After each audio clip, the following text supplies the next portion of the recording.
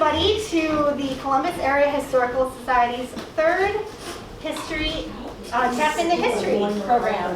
We're very delighted to be here tonight, and we're very grateful to Tea Time for hosting us. My name is Helen Worka Ravnikar. I'm not the Helen of Tea Time, Helen Shork. She's wonderful too. We're very grateful to her for hosting us.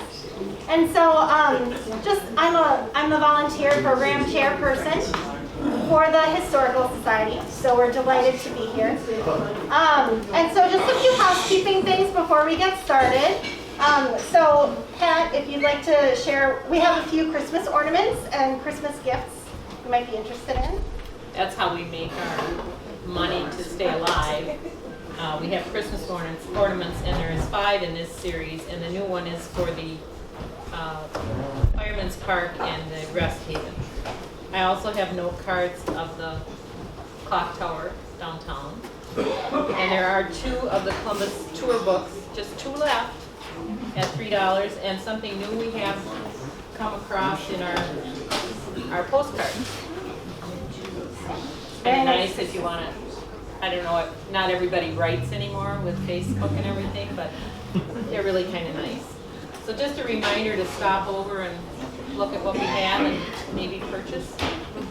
Yeah, so as many of you have probably heard us say by now, the museum closed in April. We are looking for a new space, but we're still bringing history to you all in Columbus through programs like Tap into History. So 2 more items of note about upcoming Historical Society programs. On Sunday, December 4th, we'll be having a Christmas craft activity here at Tea Time from 1:30 to 3:30. You can come make a Christmas card, bring your little ones with some craft supplies. It'll be a suggested donation of $2 a card. And also you can enter a drawing to win one of your Christmas ornament of choice. It doesn't just have to be this year's. So it'll be a really nice afternoon. Come get a coffee and a cookie. Very nice.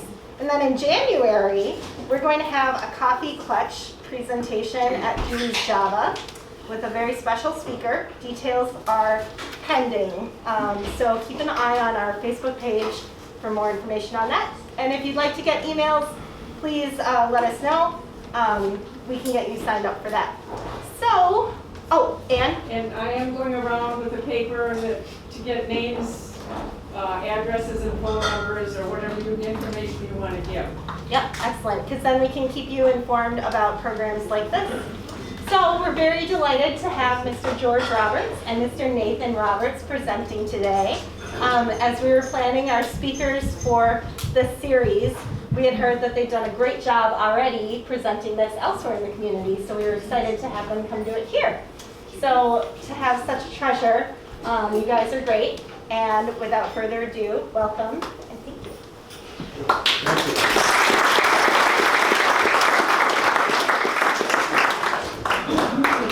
I'm really nervous.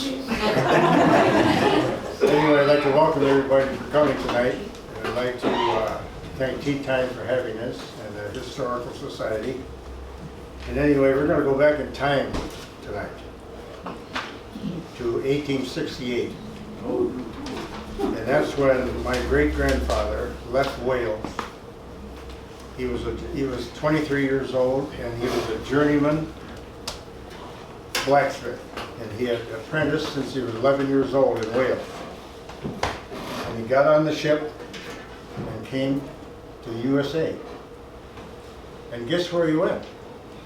To Cambria, where all the Welsh are. And we always thought, why Cambria? Well, the terrain is like Wales, right?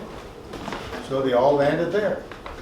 So anyway, these dates that you see aren't life dates, they're working dates, right? They're career dates, so don't get that confused. But anyway, Griff came with no tools, just his clothes in a trunk. And this is the trunk. We preserved that trunk and put it under plexiglass, so that's in Nathan's home as a talking point. But anyway, that's all he had. His clothes, the trunk, the steerage on the ship, and we landed in Cambria, and so he had to make a little money, right? So Griff started mending fences for some of the local farmers around. And then he got wind that in Columbus, there was a blacksmith shop that was looking for a hired hand, right? So he walked, I understand, from Cambria to Columbus. And that blacksmith shop is on the property where the Walcott Studio is, in that vicinity. There was a blacksmith shop there one time. So of course, here's Griff, you know, journeyman blacksmith, no tools. Right? So he remembered in Cambria there was a guy that had a hammer that he liked, and the story was that he walked to Cambria, got the hammer, came to the blacksmith shop, and forged his own hammer. And this is the one right here. It got saved. Of course, then he had to go back to Cambria to return the hammer he used, right? I mean, think about that, 17 miles. One way, 17 miles. So anyway, in 1870, evidently he got either a loan or whatever, and he bought a small piece of property down here on East James Street, where the old stone building was. But that wasn't there then. It was just a smaller building. And anyway, he met a gentleman, and this is Griff here. He's kind of a cocky rascal. Isn't he? Look at his cap cock, you know. But he was kind of short in stature, the way I understood it. And he met a fellow by the name of Teedy, who had a wagon works. And so next door to the blacksmith shop, they formed a partnership, and they went hand in hand. One did the woodwork, one did the iron, right? And so they were making wagons and some smaller agricultural tools. And anyway, it shows here. Now this is Griff again here, and this is Mr. Teedy right here. Right? And they fabricated these wagons, and then they painted them on the second story. I mean, I thought that was nuts. But anyway, and here's the ramp here. They hustle those, you know, the vehicles up there to paint them and then back down. But anyway, even in those days, you see these crates here, like that? I think that was canning factory crates, you know, for putting canned goods in, you know, in the pressure cooker, even way back then. So anyway, time went on, and the business went on. And anyway, in 1894, Griff patented the crosscut saw. Right here. And he got the patent through. Washington, the whole business. We got the papers at home. And I was talking to my son Nathan about it, and probably the reason for that was to make the woodwork a little easier for Teedy. I'm not sure. I mean, a lot of it gets lost, you hear stories and this and that, but anyway. So, and that was in 1894, right? And he started the business in 1870. So that was 14 years later. And then, in 1911, he invented a trip hammer, right? And it was hydraulic. And anyway, you know, a blacksmith always had a striker, a young, strong lad, right? It's pneumatic. Pneumatic, I'm sorry, yeah, pneumatic hammer. But anyway, he did the fine work on the anvil, and the striker did the heavy work, right? Because as you know, if you do 25 push-ups and then try to thread a needle, you can't do it. Right? That's the reason for the striker. You know, and that word, I remember when I was in the Navy, that word carried over to the Navy, and when you were had a desire to be a certain person in the Navy, you know, in a certain rate, you were called a striker.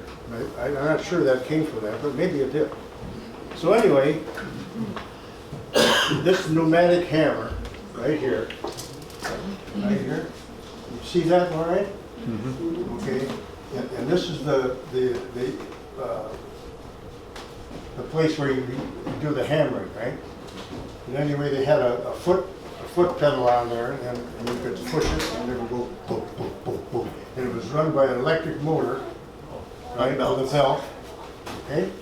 And anyway, my dad told me, and I saw it work on the shop when I was a little kid.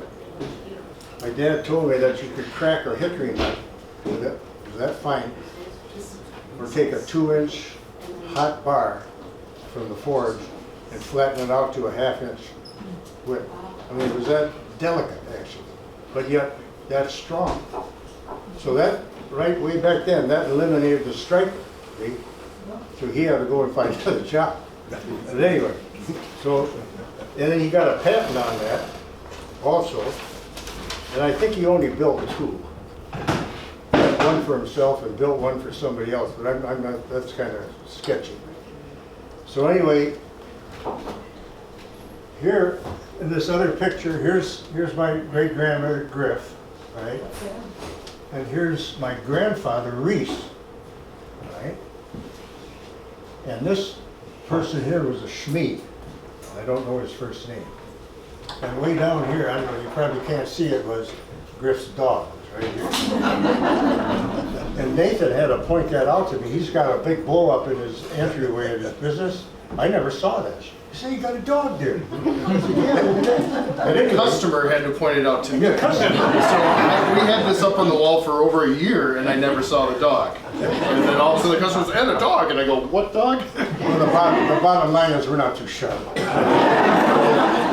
So anyway, he got that pneumatic hammer going, and in 1904, along came baby boy Reese, my grandpa, right? And Reese was a very civic-minded person, okay? He was a council member for 26 years. He was on the fire department, active in that. He was kind of a PR person in the shop. How you doing? You know what I mean? One of those, a greeter. But yet he was a machinist also. And he, there's some fire department, oh, here. Next one. I'm going to losing myself. Now, always remember, these are just working years now. That's not life years, okay? This is Reese. And his wife, Bessie, who came from Oslo. She was a full-blooded Norwegian gal. And that's my dad. Okay, so anyway, as time went on, here it shows the fire department with the old steamer. They have these little pictures. Here's Reese here. He was a fireman. And I don't know who these other individuals are, and I don't know exactly where that was. I'm not sure that wasn't the brewery, where the brewery was, Kurt's Brewery, but it could have been. And he was very active. He had a heartfelt thing for the fire department. So anyway, then time went on, and then they had a terrible accident. Hold on. But, Oh. so what's neat about this Oh, here. picture Yeah, okay, go ahead. is this is City Hall, Yeah, right? And the fire trucks used to sit right in City Hall, and the doors on the old shop are those doors. yeah. From the old City Hall. We built them, or we didn't, somebody, a long time ago actually expanded them, and you can see how they expanded the outsides, but the doors that are on our shop are on City Hall. Yeah, these doors here are down in that old stone building. They're still there. And of course the opening was larger than these doors were. They built it up with lath to fit. You just use your head, see? But anyway, okay. And then in 1918,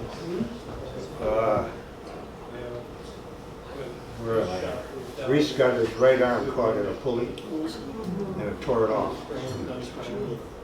And here's, if you can read this, you can read how this is what they put in the paper in those days. They didn't hold any punches. What happened? You go ahead and read that. Well, why don't you read it out loud? Okay, I will. Reese Roberts met with a shocking accident about 2:30 o'clock yesterday afternoon. Reese is changing a belt which run the large circular saw at the machine shop. Probably the one that he invented, right? And at the large circular saw at the machine shop of G.D. Roberts and Son, from one pulley to another, and in some unaccountable way his hand was drawn in, tearing the right arm from his body at the elbow and crushing the upper arm to a pulp. Right? How would you like to read that in the papers today? Huh? I mean, you never see that, right? But anyway, Reese remained conscious and struggled into the main room of the shop where others were at work. He called physicians and hurried him to St. Mary's Hospital. That was up on the hill then. And hurried him to St. Mary's. As we wrote the press, we were unable to learn his condition. But anyway, here was a man that was 43 years old and lost his right arm. In a business where he was a machinist, for God's sake. So Reese had to learn to do everything left-handed. And I can remember myself as a boy, you know, he learned to write left-handed, you know. And I mean, what a burden, right, you know, to carry. But he was tougher than nails. I mean, he just toughed it through. And so that was the story about Reese. Okay? And then, what's that, Nate? What do you got? One of yours. No. Now this is coming up to my father, who was born in 1904. And when Reese got hurt in 1918, a couple of years later, he had to quit school and go to work. I mean, that's the way it was. He had to make a living, right? You know, Dad only had one arm, right? Griff was old at that time. Probably hanging around, you know. But anyway, and his name was George Harold Robbins. So anyway, he started in the shop, and at a young age, and probably just did errands and gopher type thing until he got old enough to figure out what he wanted to do. And then, no, there again, that's just working years, okay? And anyway, you know, am I getting ahead of myself? You know, World War II came along, right? And in every little town in Wisconsin, not everyone, but most, had a canning factory. And Columbus had the canning factory here, Columbus Foods, and then Stokely's later. I even worked there as a kid. 97.5 cents an hour. I mean, you would work, they paid you as long as you could stand up. 16 years old, you know, we used to pray for rain. Oh, I get a day off to go swimming, you know. But anyway, it was very important to the welfare of the town, right? And so then World War II came, right? And the U.S. at one time had 16 million people in their arms, men and women, right? And you had to feed them, right? It took a lot, right? So here, peas and corn in Columbus, right? So the canning companies had retorts, pressure cookers, right? This is one of this is my grandfather here, and my dad welding on one of those things. And so the canners said, well, we'd like to increase the capacity of these retorts, right? So anyway, well, what are we going to do? Well, somebody said cut it in half and jump a sheet in so that you could put, you want to show another, Next slide. I'll show this crate. These are the baskets, they call them crates. They made those down there too.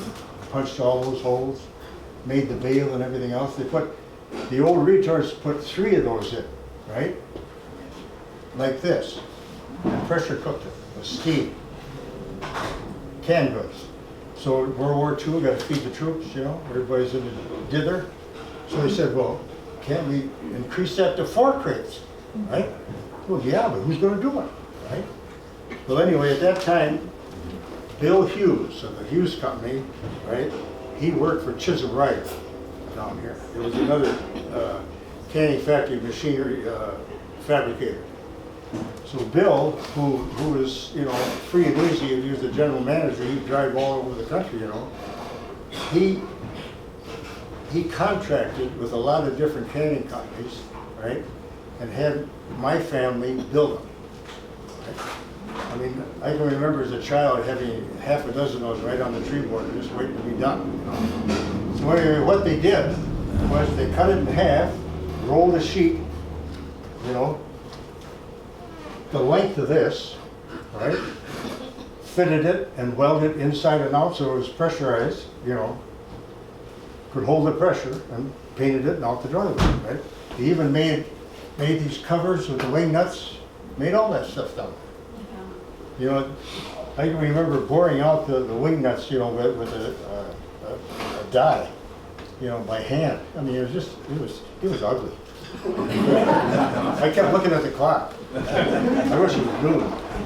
But anyway, And just as a side note, we'd used, our family built the roller, right, Yeah, at that built time. the We built roller. our own roller. Yeah. And we had been using it up until about 8 years ago. You know, Yeah. turning on the belts Yeah. anytime we needed to roll something at the old shop. Yeah. So, anyway. well, anyway, you know, and that was just, I mean, that went for a long time, years doing that. So then, where am I? Anyway, here I am. Okay, then, we come to the 1950s, right? And this we go project, forward and we go back. what? Yeah, we go forward and we go back, but okay, I just realized that. Well, okay, we go back up. Keep going, we're good. This project here is at the Clark Arnold home, right? And that was what was the name of the architect? Frank Lloyd Wright home, right? And this is the pipe that they put in the flooring, right? For heating. And Kelch Plumbing, Jim Kelch, who was mayor here once, was a plumber, and he hired my father to do all the welding, right? And St. Maurice sent this to Nathan to show this. I mean, here are the acetylene tanks. It was all acetylene welded, nothing electric. Not that they didn't have electric, but up there it was all acetylene welded, you know, torch and a rod. And anyway, that went in the flooring, and I think they even poured cement over it. So it had to be A number 1, right? No leaks. And it's still there, up there. Mary Arnold up there with Henry. But anyway, then, one little side note here, you know, Columbus had a lot of snow here, right, Wisconsin? But they never had a snow loader, a loaded truck. Right? So, where's Jerry? Where's Jerry Andel? Right here. Hey, Jerry. Hey, all right. So down at Roberts Welding, Jerry Andler's father, right here, Otto, designed the snow loader, right, for Columbus. He owned it down at the welding shop. This is my father here, up here in the upper right-hand corner. These other guys, not sure where they are, but anyway, Jerry told me that when that loader was working, that they could load a truck in a minute. Is that right, Jerry? Yeah. I mean, you know, a 1.5 ton, 2-ton truck, you know, open box, they could load it in 1 minute, get the snow on it, at least downtown. So, anyway, how many did he build there, Jerry? 3. 3 of them, okay? So that was done down there. And anyway, where am I? Okay.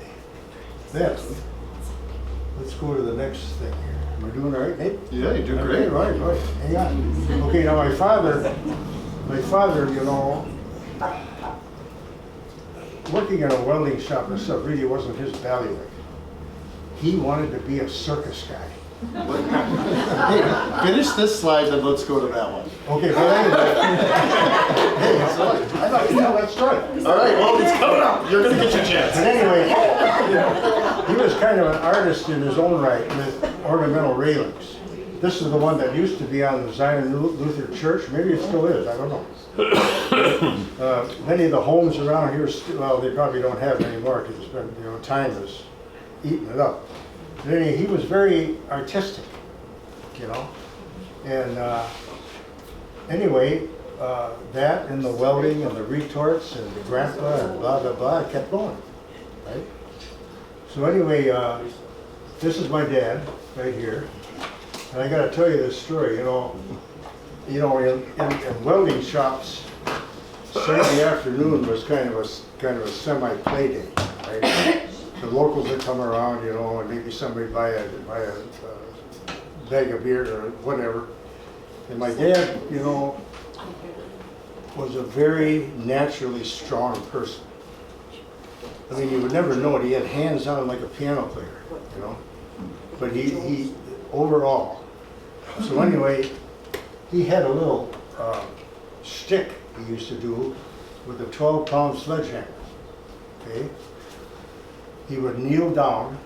I can't get down, my knees are going, but anyway, like this, put his knuckles on the cement floor, take the handle at the end of the end, and raise that up and let it down without letting it drop. Right? And he would do it just like that, right? So a couple of the guys, the Mustinger guys always wanted to do that. So they'd show up down there on Saturday afternoon. I think I'm ready, George. I was there one time, and it was Jerry knows it, Bill Bergeson. He was a muscular guy, right? And he said, I think you can do it, George. Well, okay. He said, now what do I have to do again? My dad would just go dip, dip, just like that. No, he was 20 years older than Bill. Bill would get down there, he'd spread out on the floor, and he'd get a hold of that rascal.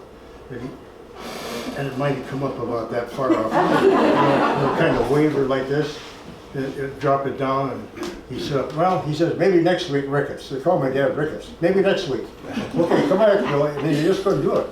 And so I asked him later, I said, say, Dad, I said, how come you can do that and nobody else can? He said, these guys are younger, and they were, He says, I'm not sure. But I got a sneaky feeling that they can't stand the cement on the nut. The pain, see? I mean, that's what he said. So I said, yeah, that kind of makes a little sense. But anyway, that's just a little story there. But it was multiple people would challenge him Oh, yeah. at this, and it was just something that happened, so it was kind of neat. Yeah. So anyway, then, Can you do it, Nathan? No. I can't stand the feeling on my hand. so then, I was going to say that, my dad wanted to be a circus guy, right? I mean, he loved the Ringling Brothers, he just couldn't get enough of it. But anyway, he was very agile. And he could walk a slap at the slap wire there, like this, not a tightrope, slap wire, right? And this picture I don't know if you can see that, the old picture shows him on here's the step ladder, right? And here's the slack wire right here, shows him on the chair, sitting on a chair. And that slack wire. And you can't imagine that, right? You can do that, right? So anyway, when he come home from work, if there was fruit, in the kitchen, it'd be 3 oranges, he'd grab me, juggle 3 oranges. I said, how do you do that, Dad? Well, he said, you gotta practice. So I practiced, and the orange would fall on the floor, and my mom would get mad because you bruise it, I said, I gotta find a different way to do that. So I'd go upstairs in my bedroom and stand over my bed with the oranges. And I practiced, Pretty soon I could do it. Yeah. It was cool. Just 3, That's enough. One's got to be in the air, 2 in the hand, And I showed Nathan how to do it. Nate can do it, and I'm working on Gus. Right, Gus? Are you working on that? Sure. So anyway, okay. So here we are. Where are we? 1950s. He used to perform at the 4th of July too, right? Yeah. He He would. was an amateur, no pay. He would just go out and walk the wire. People asked me a rumor about him walking from what was it, Sharrows to No, or was across- it Whitney to. Whitney to the corner. Samson's? But I'm not so sure that was true. But we, as a family, we don't think that's true. But multiple people have said, "Oh, I heard your grandfather walked a rope across those 2 things." And, Well, you got to embellish the story. yeah, Right? so I don't think it's true. Like the family doesn't think that's true. But he did do a lot of performing. Yeah. So anyway, then later on, Well, this is. little Georgie came along. Hold on. Huh? So I think this is very interesting. This is about him teaching Oh, yeah. at Dickinson. Okay, World War II again, right? 1942. You know that old brick building down there by the high school that faces Prairie? That's School Street, right? You know, it had that roll-up door. Well, the government funded that because in World War II there were a heck of a lot of skilled help around.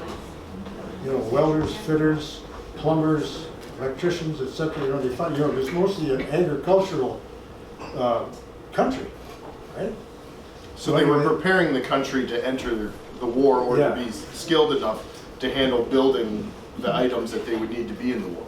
Yeah. So anyway, they built that, and then I think my dad just volunteered. I don't think he did that for pay. He went down and taught welding at that place. And anyway, that's just one little story. And where's little Georgie? I want to talk about me.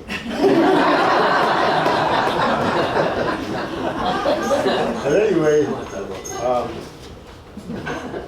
like I said, then little Georgie came along in 1937. And I was the only child, spoiled rotten, right? But you know, there's something that goes with being an only child that a lot of people that aren't only children don't know is you have to please the whole tribe of relatives. You know what I mean? That ain't easy. Right? So anyway, went through high school, joined the U.S. Navy, 4 years in the Navy, came out. I went to Florida for 3 years when Martin Luther King had just started down there, and I got the hell out of there. You know, I didn't fit there at all, being a Yankee. So anyway, I came back, and at that time they were piping Columbus, you know, a pipeline outfit, you know, putting natural gas in it, and I got the bug in that. And I went to a couple of schools, and and anyway, became a pipeline welder later on. Okay, and then my dad died. Right, I was married, had one child. Janet and I lived up in Green Bay, and I had that shop. There was nothing going on there for several years. Just a bunch of old machinery that was outdated and everything. And so I said, I'm going to start that shop. Right? I don't think Janet said I was crazy, but we moved back here. She worked at the state of Wisconsin. And I went in there and cleaned it up, and I started. You know, there was nothing.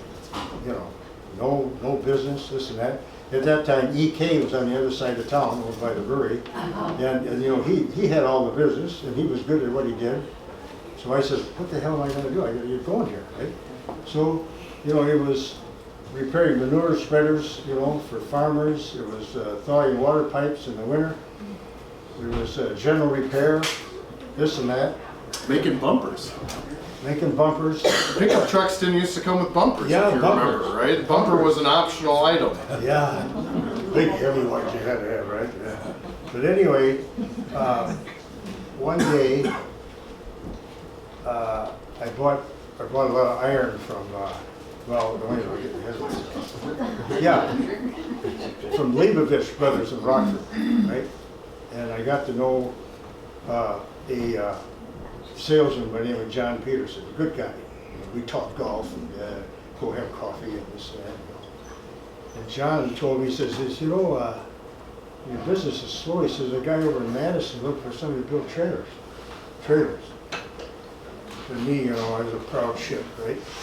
I said, you know, the trailers are the rinky dink. I'm not going to do any of that stuff. I want something that's got some feel to it, right? So I let it go for 2 weeks. I never went over to see the guy. I had the address. So one day, I think it was a rainy day, and Elvin Barrett was with me, a hired man. I said, come on, Elvin, let's go over and see what that guy's got. Right? So we went over to Madison, went to the address, and I told him who I was and why. Oh yeah, he says, come on back and look at this. So we went back in this place, and here this tank trailer was for propane, right? I looked at it, I said, yeah, I kind of like that. I mean, get your teeth in that thing.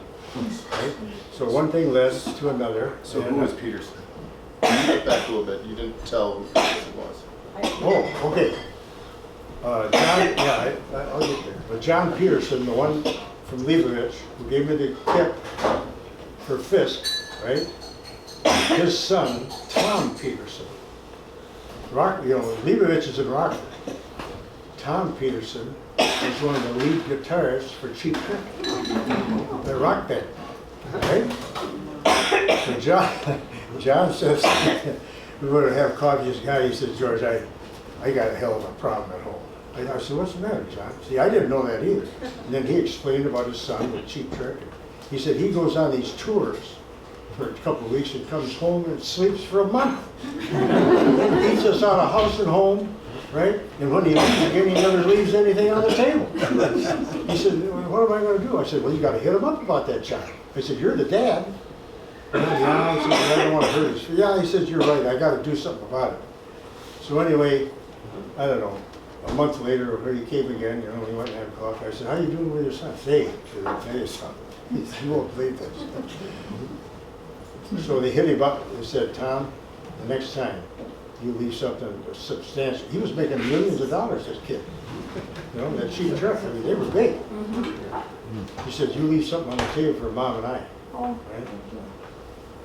And Tom says, and the mother was there, he said, well, Dad, Mom, this is my home. that was his answer. He thought he had it covered. Another spoiled kid, huh? But anyway, this is Tom Peterson here. This is Cheap Trick. That's that group. I don't think they're doing anything anymore.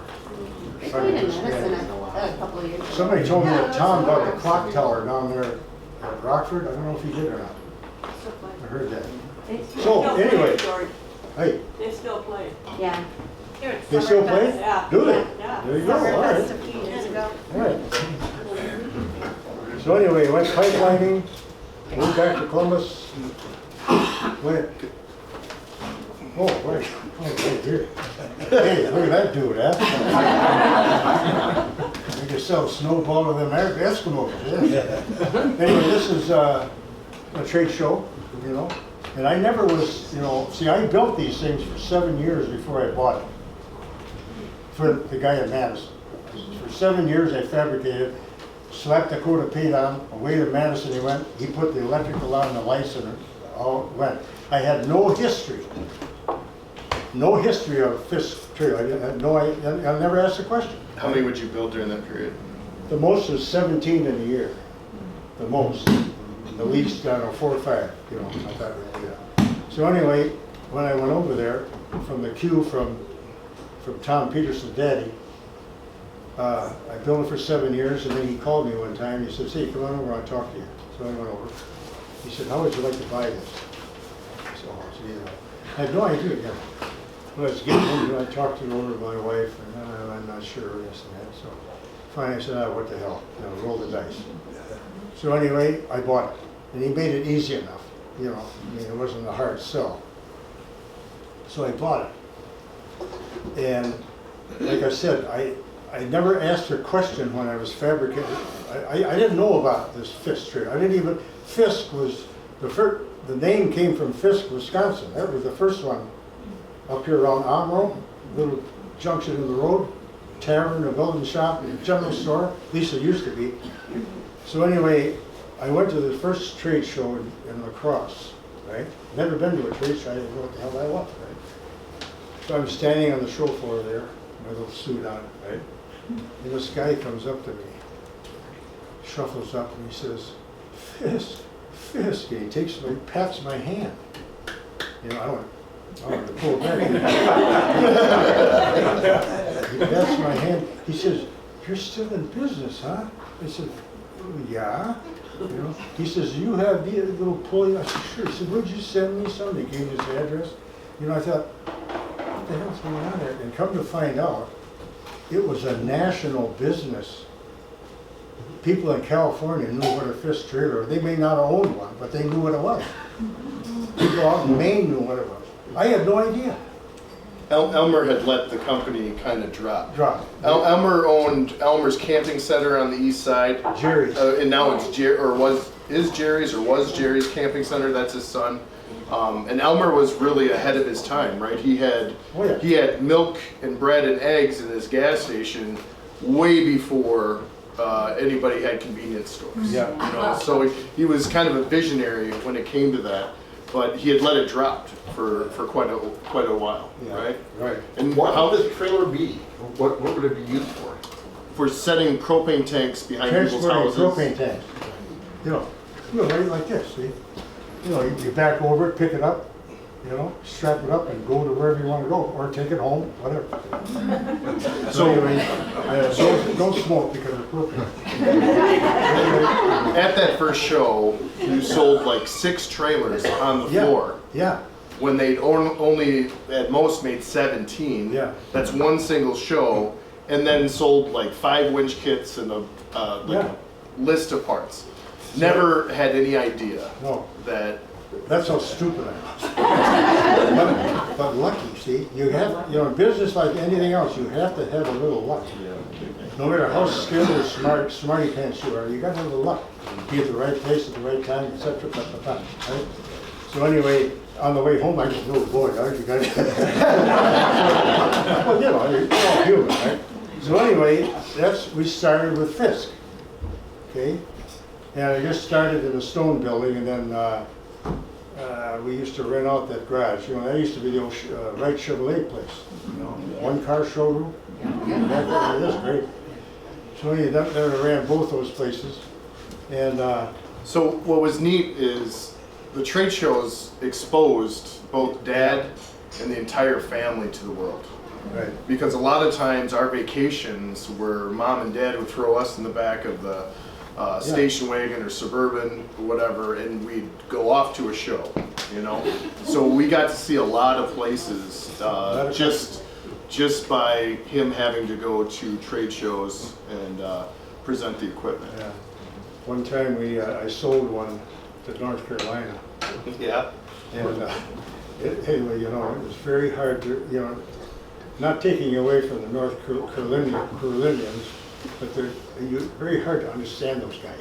And this is up in the mountains where it's a lot thicker. And the name of it was Hall Oil. Hall, H-A-W-L, oil, right? He would call me on the phone after I delivered the trailer later on a party, you know. I say, Fisk Trailer, he said, what? I forget to ask him 3 or 4. I mean, it was embarrassing for me just to ask him, what the hell did you say? He'd say, But anyway, when we delivered that trailer, Nathan, he had a sporting goods place, right? Yep. Like tackle. Yeah. And anyway, he didn't give me anything, you know, it was just, you know, on good favor. He didn't give me anything down. So I drove away from, I think it was Florida, wasn't it? Up to North Carolina with the trailer, with the family. And I pulled in and dropped it in. I said, where's Clay? His name's Clay. He's in the back room of the office. I said, okay, so I went back there, you know, went in, I said, how you doing, Clay? He said, I'm not gonna pay you. I said, you're what? He said, I'm not gonna pay you. I said, I'm not paying you. And then he kind of looked around and he started laughing when he just flew. I thought he meant it. My old hackles got up there for it too. But anyway, and then Nathan was out. He had something in the sporting. A big fish in a bucket. The what? It was a huge fish. A huge Someone fish. brought a fish that's an award winner, and it was, I remember a big plastic 5-gallon bucket. I mean, and so we were looking at the fish. I mean, it's not really that great of a story. It's just. So what's interesting is, and this just came to me, is like because we've sold to the entire country, we get used to the different dialects, right? As time goes on, and it's amazing how like our staff, like that hadn't been around, would try to take a parts order, and they'd be like, I can't understand this guy, right? And what's funny is as you're exposed to more and more, it's a lot easier for you to hear, right? But it's funny how that is something that, as you hear it more, you just understand it, so. Yeah, very true. you know, getting around the country like that broadens you, right? So, You know, where to go, where not to go, right? What to do and what not to do. So anyway, okay, now here's a very small assembly line we had down there at the old garage. You know, certain amount of guys put this on the trailer and then somebody else would move ahead, bing, bing, bing, on you go. And so anyway, that continued. So I'll just say, Yeah. at this time, they only swept so the welding rods were used, right? And there's always a little bit left at the end of the welding rod, and they drilled all their holes, right? And they only swept and cleaned the shop every other Friday. And so there were times when you were at the drill press and you were standing, you were 3 inches higher because you were standing on that many curly cues and shapes, right? But I remember that they only every other Friday they would clean up, and just think of the cigarette butts and the floor just was something else. So, but it worked, right? So anyway, then my son came into business in '01. He graduated. Okay, go ahead. So the long story short is through Dad's efforts in crossing the country and doing those kinds of things, we got, I think our record amount of trailers was 86 in a year that was built, 76 that were sold. And within 3 years of buying the company, it went from just fabricating 17 to constantly being over 50 a year. Yeah. Every year. So it's like an American dream situation, and basically this is a design that came in 1954 is when the first trailer was made, Yeah. right? In Fisk, Wisconsin, and I'm basically still building the exact same trailer. So it's modern, a little bit modern, and actually I think that these ones worked a little better than the ones I'm building right now. But don't tell my customers. But it's amazing to have a design that transcends that amount of time, and still viable on the market. I just think that's insane. And we used to tout one person operating tank trailer. That's Yep. what it was. But then Nate went to a design school. And, he's pretty smart, I'm jealous. But anyway, he came up with another design. Right? Instead of pipe, he used tubing, 2x8, is it? 2x8. 2x8 tubing. And that was. We'll get to that. Yeah, okay. So anyway, we built one. I kind of liked it. I was jealous. I said, shit, how come I didn't finish it? But anyway, we went to Atlanta, right? We had 2 other competitors, and they're both out of Indiana. They were partners, so their trailers are the same. Yeah, basically the same. But anyway, we went down there. We had this new unit, right? Pulled in there, and then hooked it and took it in the show floor. Geez, they took an eyeball of that. They couldn't wait to get over, just like a hawk after a mouse. They just swooped right in. How did you do it? What's that? What about this? What about that? Remember that? And anyway, then I think you sell much more of those than you do the other ones, don't you? We actually discontinued the other ones this year. Put mine on? They put mine on the roof? It's out. I knew I should have held a little back. Okay. But anyway, well, that's kind of the story of me until Nathan went to work for me in '01, and he bought it out in '07. And You're up. You want me to take it from here? yeah, I guess. Let's sit down for a while. No, Huh? not nothing. So anyway, so here he is. Well, Right? and what? Fifth generation here. There's Harvey and Gus back there. That's 6, right, Brett? Right? Stand up, boys. Take a bow. All right. Okay. Well, one thing I wanted to say that was amazing. Even when I was a kid, I'd go down to the shop, and what Dad would do, he had a lot of rough people working for him, and of course this is my opinion, but I think he filled a gap for a lot of people, being kind of the father figure for a lot of the people that worked for us, and I remember every break, Dad would have a sermon that would just come out of him, right? And all the employees would act like they hated to see the sermon, like, oh, he's gonna talk again. But they all had the option to either leave or go up to the office. And they always picked to go up to the office. And these speeches were always, talk about, checking yourself, who's right, who's wrong, like, the things, the gray space versus the black and white. And the employees, you could see their face at the end of it. It was an affirmation. And I wish I had a recorder for a lot of those, but it was really tremendous, and I think I learned a lot from those. Well, excuse me, one more thing, it did some good. I had 8 employees, right? Nathan's got 100, but out of the 8, 3 went to prison. Well, it doesn't work at everybody, so.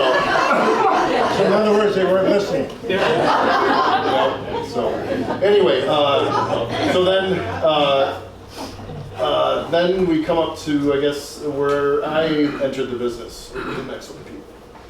Well, growing up with this business around town, I just loved being down there. I remember, 7th, 8th grade summers, I would always stay with my grandma in town, and then play in town and those kinds of things. But any chance I got to go down to the shop, and they would put me on sawing a part that there was 100 of them, and all the measuring was done, and I would just crank them out and those kinds of things. But I always really liked being down at the business, and the smell of a welding shop is something that my dad always smelled like that when he got home. You know what I mean? So it smells like home. So I went off to college. I had a junior college I went to for dyslexia, and then I received an industrial design degree from Savannah. Industrial design is basically product design. Everything that you purchase inside any store, that computer, that thing, it was industrial designer drew it up to make it attractive enough to hopefully for someone to spend money on it. So I graduated in 2001, and I joined the company. It was a rough entry. I had to fight my way in, is what I'd like to say. So, and then basically what I've done with that time is I've expanded facilities and product lines. So, but anyway, we'll go to the next one. I bring this picture up because this is where I knew that I had the love for the sales. Soon after Mom and Shannon and Dad and I would go on these trade shows, I realized I wanted to be on the trade show floor way more than I wanted to be in the pool, right? And the reason I bring this up is I remember this spot. This is outside Union Station in St. Louis. Because at that show they had a lot of the big equipment outside. And I dressed up nice in Z Cavariccis and a silk shirt. And I went down and I said, Dad, I'm going to help you sell. And I watched enough of his pitches to be able to, I think I was 7th grade or 8th grade at this point, or something like that. I actually could do a little bit of damage when it comes to, telling people about the product. And so Dad's like, well, here, go stand by the trailer for a while, leave me alone. And I'm going to go inside in the air conditioning. Tell them about the heat. It's like 104.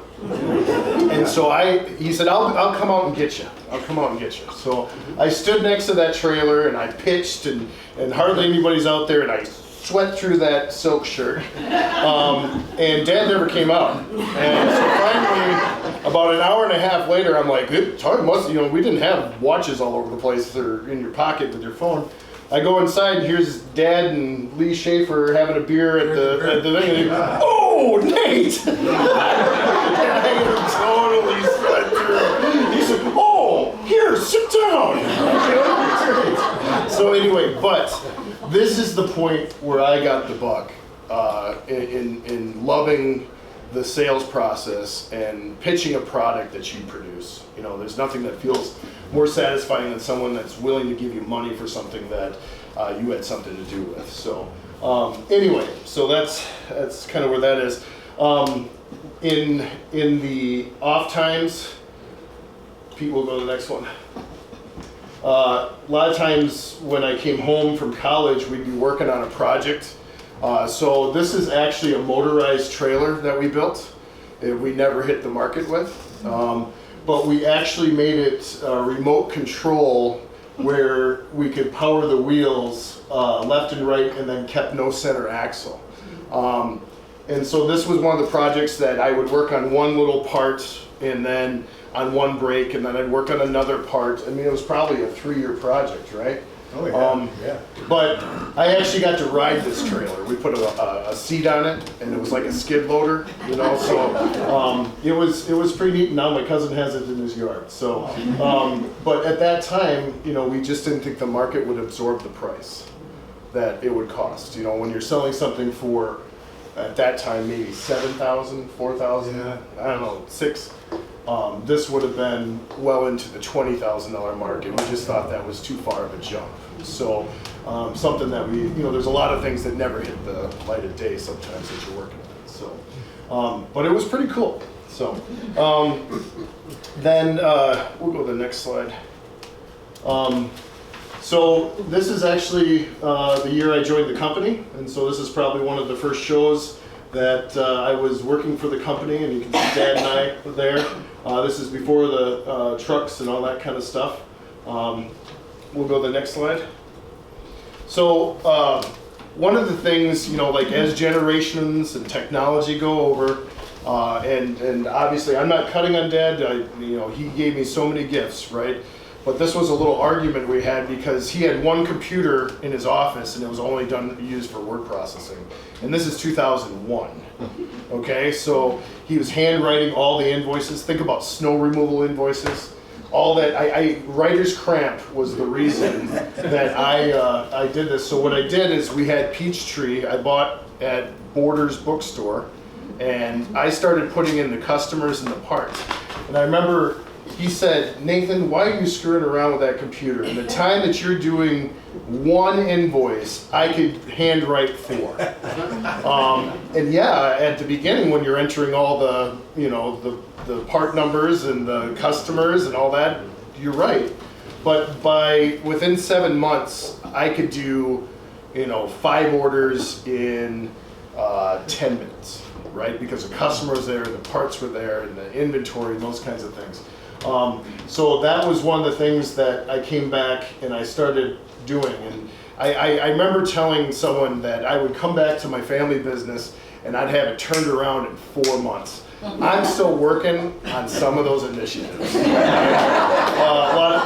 lot of people that of our partners that work for us or work with us are here, and they know that inventory is still driving us nuts. So, but anyway, so. I redesigned the trailer. This is with the original one. Now we have stainless fenders, and really, it doesn't work any different. It's just more of a modern look. And so we took this down to the show, and Dad was talking about that, and it really, really worked out. We even designed one thinking that we would sell them across seas that would collapse down on top of itself, and you could stack them and put them in a container. But our international business did not take off because in other countries they don't have huge propane tanks like we do. So anyway, we'll go to the next slide. So whose truck is that? So Mom and Dad like to go to Mexico in the winter, and as a couple years went by, Dad said, "Hey, I'm going to make you a signer of GAP loans just in case you need it. You're going to do all the invoicing. I'm not coming back for 2 whole months. Make sure the show trailer's ready, and that's it, right? I'm going to stay with your mom." And so I was like, "Oh, okay, that sounds good." And so the moment they got in their car, I went down to Countryside Ford, and I used that GAP loan to buy a chassis, and then I bought a crane. And in that 2 months, the crew at that point, we put together our first boom truck, right? And I had to have, and I bought a second space for Atlanta. And so we got it done. And after 2 months, this truck was sitting right on that corner, right outside his office. When the day I knew he was going to be coming in, and so and you know, he's like, Just what I "Nate." said. So I remember this like it was yesterday. He's like, Nate, how are you? Give me a hug. Love you. Oh, the show trailer looks great, man. Everything looks good. Blah blah blah. Whose truck is that?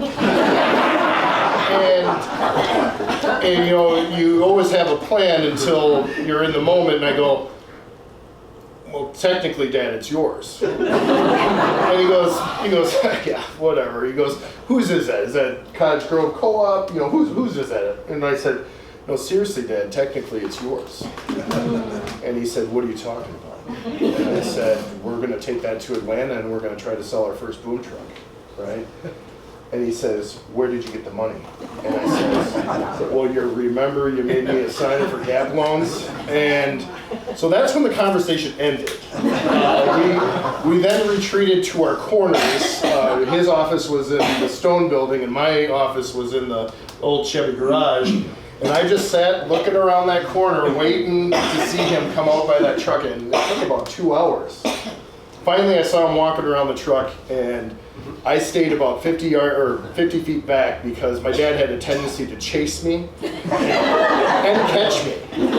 So finally I says, well, what do you think? And at that point, we had the harder one to deal with at home. But he says, well, let's take it down there, let's see what they say, right?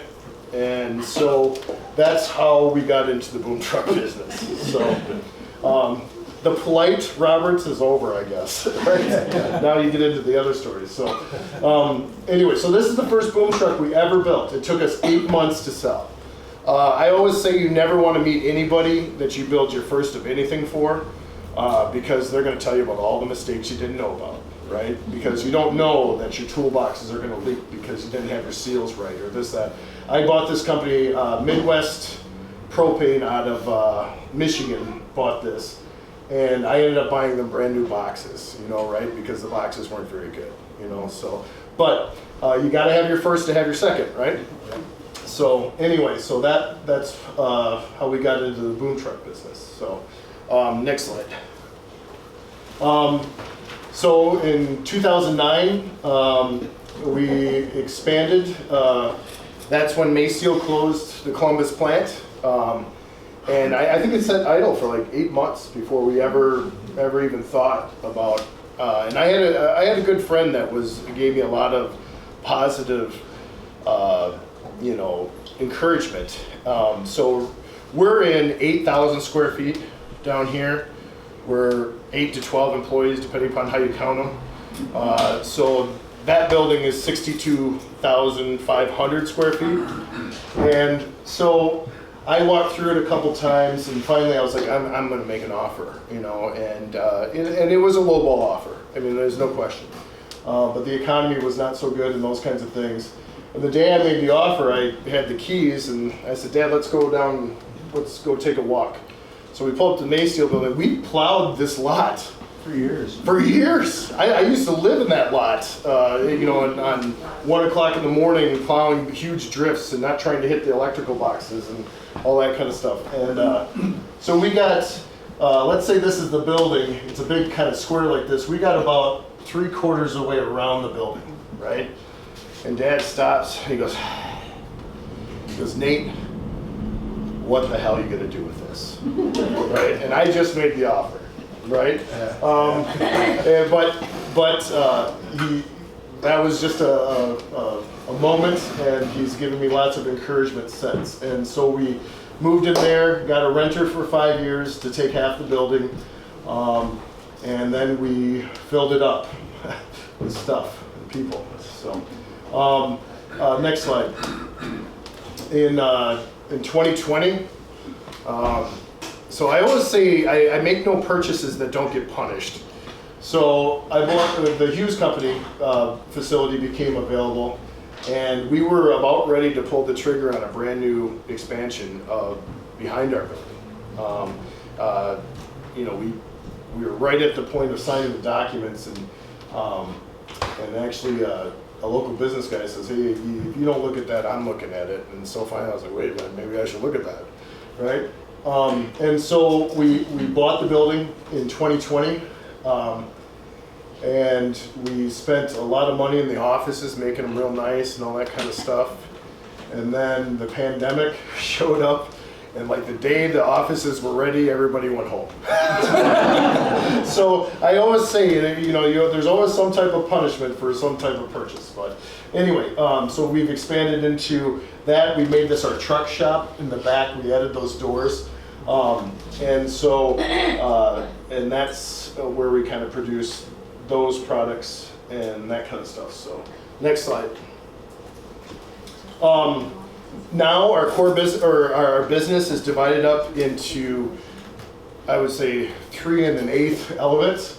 Powergistics is one of the elements. We make charging stations for iPads, laptops, and Chromebooks, mostly for schools.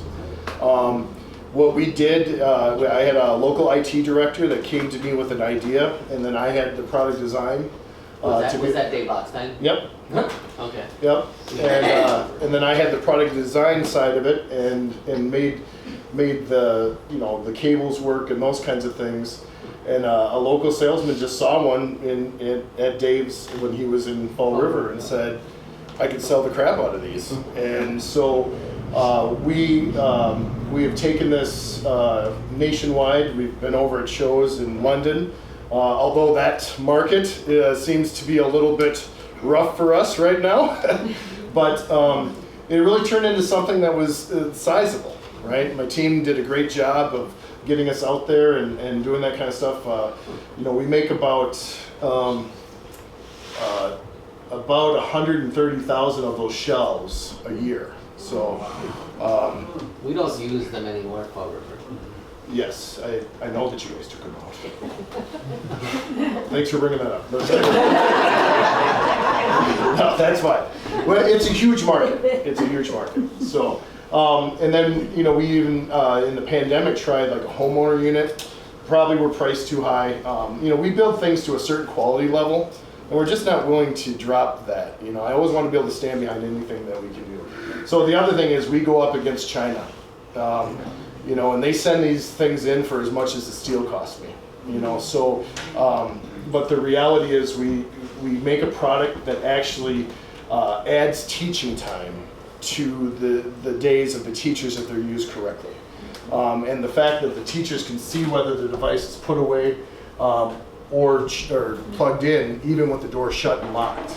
The other thing we're trying to do is we're trying to split the herd, which is what, it's a Wisconsin term, because when you have 30 students going to one location, we're going to divide that in half, and we're going to cut our time in half right at that point. And so half the class goes over here and half the class goes over there. So these are things that product design teaches you. Like it's about the ergonomics, it's about the use, it's about those types of things. And that color coordinating. So now teachers can say, hey, red group, go get your Chromebooks and meet up with blue and yellow, right? Gives a lot of options to teachers on teaching. So anyway, so that's one of the products that we build. Next slide. So Contract Fab is actually, and I'm sorry I don't have more pictures of this. This is probably half of our total business now is Contract Fab. This is a subcontract job that we do for a company called Mod Truss. This is for American Airlines. So what they do is they pull an airplane in, and then these things roll out, so they have a full platform around the plane so they can do maintenance at the plane's height. So we built all these Legos for stages for them, and we've done, I think we just got done with a Dell stage for her residency at the Caesars. And we did NASCAR stage 2 years ago for the infield at Daytona. So we do a lot of stuff for this company. We do a lot for Chipotle restaurants, all the table bases, all The customer side metal, we do for about 2/3 of the country for Wisconsinville. We build almost anything, right? So, but that's the contract fab side. And then next slide. And then we have Fisk. You know, from that single truck that took us 8 months to sell, we're now doing about 115 units a year, boom trucks, and we're trying to get to the 220 mark. And we're doing them different sizes. We do a lot of custom work. We make all of our own toolboxes, those kinds of things, put the cranes on. We buy the cranes and the lift gates, but everything else is made by us, other than the chassis too. So is that where we see those 20 or 30 trucks yep. in the old Ford, Yep. and they're waiting for booms? They're just waiting for us to process. Yeah, the problem is Ford sent us nothing for 8 months, and then sent us everything last week. And so now all the customers are like, "Where's my truck?" And I'm like, "Well, it's in line." So, but it's been really good. It's been exciting. So. We have a national customer. A lot of those are going to one single customer that's nationwide, and that's expanding our customer base just because other people see them. So, but so we sell those nationwide. Actually, the West Coast is our biggest area of sales, and I don't know why. I always make the joke it's because everybody around here knows me. So anyway. So next slide. So this is our company today. GD Roberts is the parent company. It's actually the only true company. And then we have DBAs. Obviously, we still do the snow and ice management. Powergistics, which is the charging towers, our contract manufacturing, and Fisk. We're now in 150,000 square feet under roof between the two facilities. And we just this year crossed 100 employees. So, yeah. But the reality is, next slide. The thing that I always would like to say about our company is, you know, GD Roberts, right? I think a lot of people thought it was because of George Donald Roberts, no. Right? But it was Griff David. So is the originator's name is where GD Roberts came from, and they've kept this name. But what I like about it is the corporate name is N Company Inc. And I think that's important, and I know that's an old way of labeling your company, but it's all the people that have worked with us over all the years, and the people that are working with us right now. And that's what makes our company work at this point. I don't even know how to turn on most of the machines in my shop, you know, at this point. It's all the people that have gotten us, worked hard for us and gotten us to this point. And we really appreciate that. And so next slide. So, you know, and we just want to thank all the present and past employees for all the work that they've done for us. And this is actually our crew right now. So How many do you have? it's just over 100. Are your sons interested? I know they're young yet. One saying yes right now. So, but I really like how my parents did it, where, you know, I want my kids to do whatever they want to do for a living, right? And just because we have this company in 5 generations, that's what's important, is that they're doing what they want to do. Okay, so I'm gonna make them fight their way in too. But anyway, I really appreciate you guys. Any other questions you guys have? You showed some of the pictures of the inside of the factory, the office. Do you ever offer opportunities to tour the facility, like local people? Yeah, no, I'd like to get. We're trying to get much more involved with the community. You know, Like with schools. The schools. Yeah, absolutely. All you gotta do is ask. You know, and we will allow that opportunity, because I want to get people to understand there are great jobs, and they're not dirty jobs anymore. They're you know, they're working. Everything we have has a computer. Okay, there's very little that isn't computer-based at this point that we're doing, so. Because I work at, I'm a teacher. Yeah, no, I'd love to Okay. host a bunch of kids and show them what we do. I'll So- definitely mention that. Absolutely, absolutely, so. What's in down here? The original, anything? Salt. Salt? Yeah, for the winter. Salt and then snow equipment, Okay. yep. See, I got a little sidebar here, okay? You know, we had a small engine shop at one time, you know, lawnmowers, et cetera, chainsaws. And anyway, wife and I came back from Mexico one spring. And Nathan had hired this person, what was his name again? Songs. Lloyd Stern. And I said, who's that guy? He said, that's Lloyd. I said, what's he doing? He's selling chainsaws. Well, anyway, let me tell you, Lloyd, I don't know how he did it. eBay. eBay, Husqvarna chainsaws, Lloyd sold 700 around the world. In a year. A year. 700 chainsaws. And Nancy Wolders was our office person, you know.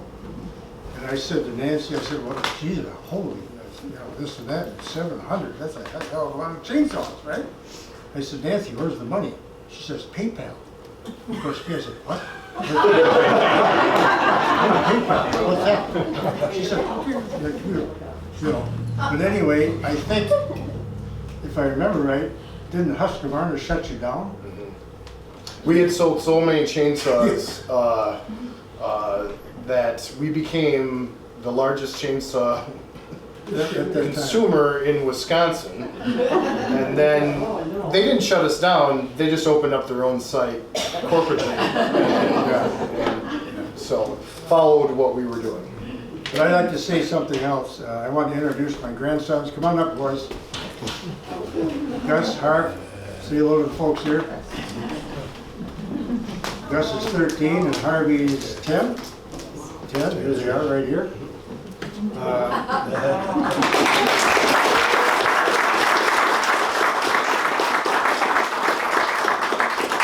Now, like Nathan says, you know, nobody gets to where you are by yourself. You know, I mean, you'd like to beat your chest and it was all me, but it wasn't, right? You had a lot of help, a lot of luck. And anyway, it reminds me of a story that in 1954, Roger Bannister broke the 4-minute mile, right?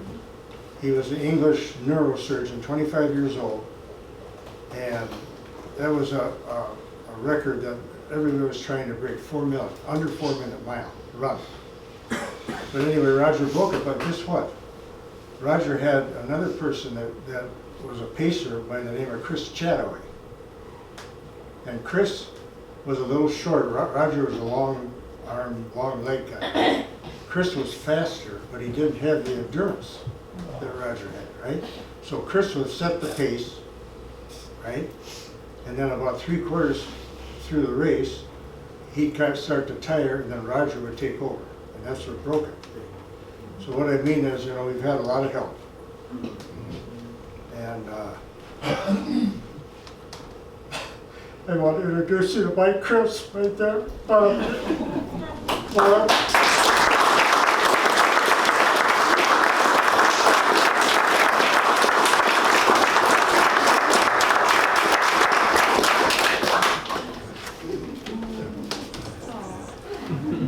don't know how many times he's kicked my ass to get going. And those work. Okay, anybody else have questions? Over here. How many salespeople do you have? Okay, well, we have the director of sales here. How many salespeople do we have, Crystal? So Nathan is our lead at FISC sales. Manufacturing, we have 2, David and Mark, and Power Logistics, we have 2. 5. And me. Yep, and Crystal. But what we've done with the company recently is we have internal marketing. You know, Matt and Ann are here. They're in the marketing group, you know. The other guy behind the camera, right? And Ann, who helped me get this whole presentation together, scan all these old photos in. I can't imagine the smell of that moldy pictures on your hands, but you know, so we really have built an entire team at our company. We are all inclusive when it comes to that's why I wish we could get more people into these big box buildings that we have, because people will say, oh, that's manufacturing, but we have marketing, but we have sales, but we have engineers, but we have programmers. It's not just that kind of stuff, and the things that a community would realize what's coming out of your town, you would just be in awe of. So I know Mr. Flynn, with all the food stuff that you've sold over the years, I think people would I just think that people have no idea how many great quality items are coming right out of your community, and that you're using every day, you know. I'm very excited about what I do, obviously. So, but anyway. So what's your next step? Where do you want to be 10 years from now? Well, that whole Powerball thing did not work out. So, you know, I'm a strange business owner when it comes to, I have a perpetual drive. But it's not necessary. We probably could be bigger, faster, stronger, more money if you know, like an artist didn't take over the company. But instead, it's I look at every opportunity for the opportunity's sake, and like the charging towers, you know, like those kinds of things. You turn it around, you see if it's a fit. So we want to get to 220 trucks a year. This facility is built to do this. You know, now we're having supply chain issues. Ford, I have no idea how many chassis they're gonna allot me this year, which I was supposed to be told about 2 weeks ago.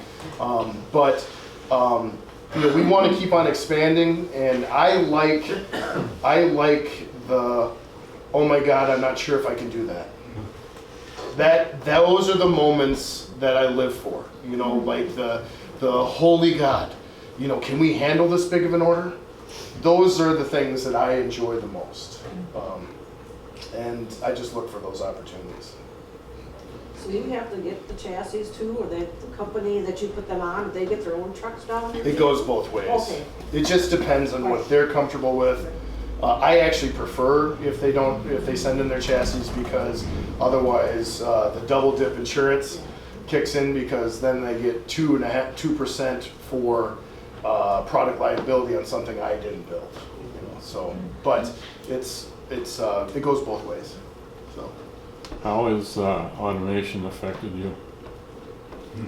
Positively? You know, I don't think we can fight it.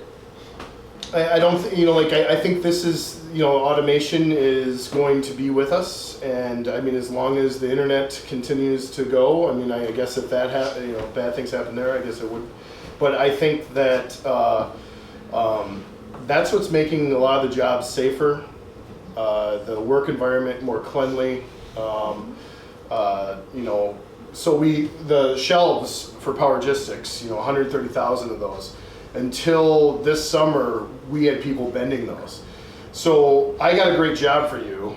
I'm going to pay you a lot of money, but you have to bend 10,000 of these a month.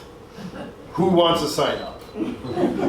Right? No one. But we just put a robot system in to be able to do those repetitive bends. And I don't think anybody's like, oh, why did they add automation? They're glad that job's done. And plus it allows people to do work that requires a person, meaning it's their level, right? Versus monotonous. So we added 3 machines this year, and 2 of them are robots. So I would say you know, it just depends on which you qualify as a robot, but we have a lot of technology. I want to say even though you have such a large company and you're expanding, you still have been able to give back to the community. I'm on the historic preservation. Yeah. You have done metal work for our group for certain items. You did the wonderful kind of banister along on James Street. So you still have been able to give back even though you've done outstanding work, and I applaud you for that. Thank you very much. Well, we didn't get here by ourselves, and that's why, and plus we like being here, you know, so. Any other questions? Well, you guys, your whole family's a treasure. I mean, this was just such a beautiful presentation. Thank you all so much for coming. You're welcome to come back anytime. Please be with us more. So thank you so much. Also, sorry about the seating. We will work on bringing more chairs in for future. You guys are champs for adapting to it here. So thank you so much. I forgot to mention we do have a donation jar for the Historical Society. And also, we were wondering, what do you guys want to hear about at these presentations? We're going to pick this up again in the springtime. We'll do them as a series of 3. And so, if you'd like to write ideas down on this piece of paper, on this pad, that would be great. You know, one of our board members had suggested Nathan and his father. We'd heard they'd done a great presentation before, and they were right. So, yeah, we want to know what you guys want to hear about. So, thank you so much, guys, too, for coming. Again, like, you're really, really great part of the community. Thank you. And I'm new, so.